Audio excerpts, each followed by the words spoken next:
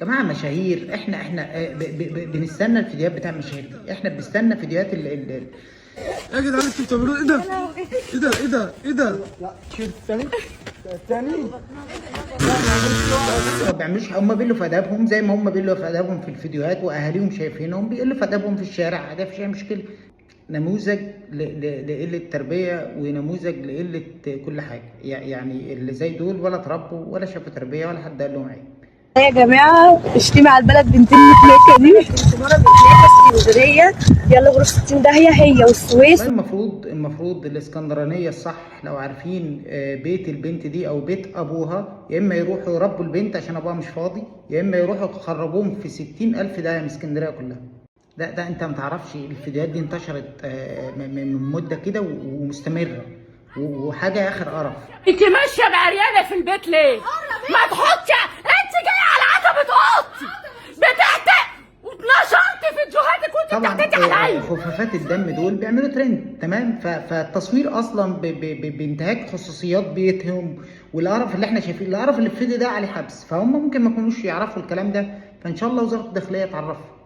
عندك مشكله في ودانك، تعالى نسدها لك خالص. هنحرف، قررت انحرف، ايوه انا بعترف، لا مش هتكسف. البت دي مش الودان بقى، دي بتجيب مغص وتجيب القولون وتجيب بوسي، تجيب كل حاجه. اي عاوز تتميل امراض كمل الفيديو ده. شفت الانواع الجديده؟ ما شفتش؟ تعالى شوف النتيجه بتاع الانواع الجديده. والناس كلها حواليا مفيش حد مد ايده، واصحاب خاينين ضيعاني، والناس كلها شرياني، تعبان قرفان احياني، ملعون امك يا بعيدا زمان. طبعا ان هو ممكن يكون حلمه ان هو يكون مغني والكلام ده كله، ولكن مش بالمنظر ده. يعني هو والده لو شاف او اخوه او ابوه او امه، اي حد في الدنيا لو شافه او شاف الفيديو ده هيقول له اعتذر كل حاجه. مرة هي اللي بتجري على عيالها. بصوا برضه النقطة زي كده، ما تبصوش للمدارس. مشكلة دولة، احنا مش هنيجي نحل مشكلة الدولة، احنا نحل مشاكلك اللي هنا. فين اللي هنا؟ دي استفزتني جدا جدا. يعني ايه مشكلة الدولة؟ دور النائب ايه؟ ما هو دوره انه يخاطب الدولة. يعني انت عاوزة تفهميني حضرتك ان النائب خاطب مرة وقدم طلبات رسمية ومستقصدين حضرتك او حضرتك عشان خاطر الدولة متنبأ؟ لا.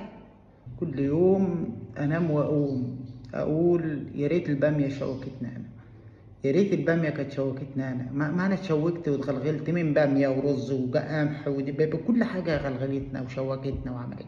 ليه ما طلعناش مع عمرو اديب؟ ليه اشمعنى عمرو اديب بيجيب الباميه شوكت؟ ليه اشمعنى؟ يعني ما في على فكره في دكاتره، في ناس نماذج هايله، في ناس نماذج ما تقلدش قناه الشمس وتقلد قناه الدفع. الله يبارك لك، عشان احنا فينا مكفين. الله يخليك، بلاش قناه الحياه تقلد قناه الهبطه دي والكلام ده كله.